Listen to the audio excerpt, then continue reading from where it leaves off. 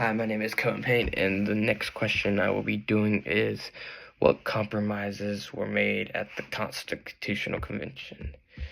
So, the Constitutional Convention was a very, very big thing, and practically it made some of the stuff that was made during this, helped to help the United States to be what it is today. So, the Constitutional Convention happened from May 14th, uh, through the whole summer, and finally September 17th it ended in 1787. There was three big compromises that stuck out to me. The first was the Great Compromise, which was created on July 16th, 1787. Also, this convention was held in Philadelphia. There was a lot of big things, but the very big thing that the Great Compromise addressed was that it debated between all the large states and the little states. The larger states wanted more representation because the larger states felt that the more population that they had, the more representation that they should have. Which is true. That's smart. If I was California, I would want a little more representation. But the smaller states were like, we want to be equal with the large states. Just because they're bigger doesn't mean they should be. It sounds kind of, but just because they're bigger doesn't mean that they should be better. And they want to be equal in Parliament.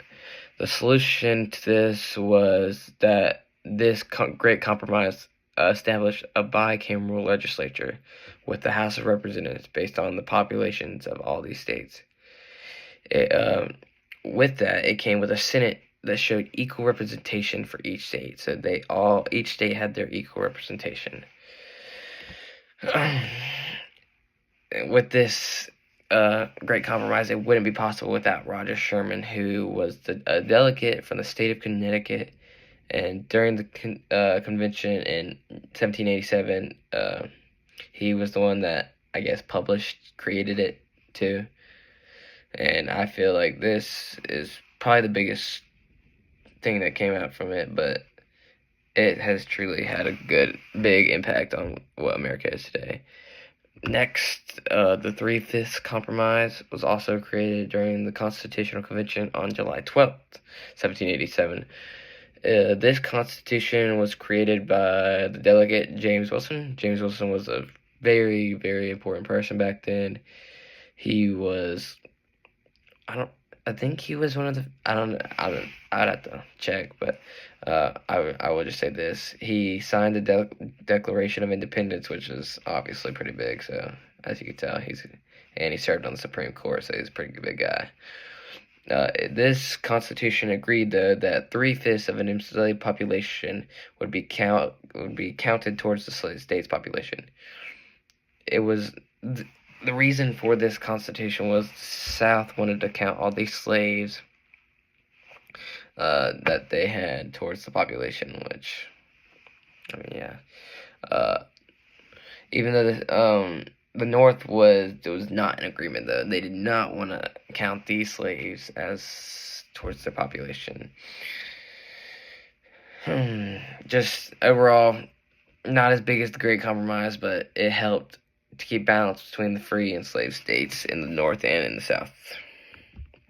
Lastly, the Electoral College Compromise was also, of course, created during the Constitutional Convention in the year 1787, and it was finalized on September 6th, 1787. It was created by all the people that were working in the Constitutional Convention from May 14th all the way to 1717. That's a long time to be working on a compromise. What we got from this compromise was, I guess, as you know, for example, like the presidential, they have to have electoral votes, and the bigger the state, the more electoral votes that they have. And I guess that's how Trump won, because he got more electoral votes. The smaller states, such as Rhode Island and Vermont, they won't have nearly as much as the bigger states such as like Texas, California. I mean, North Carolina's pretty big, so I mean, I want to say too big, but they get a decent amount. Unlike most of the states that don't get as much are the states up north. Uh, this I feel like this compromise showed a lot of fairness. Just it showed fairness and balance between the smaller and the bigger states. Like it showed that like each state had their like they had their thing. They had their electoral votes. That was how many they get.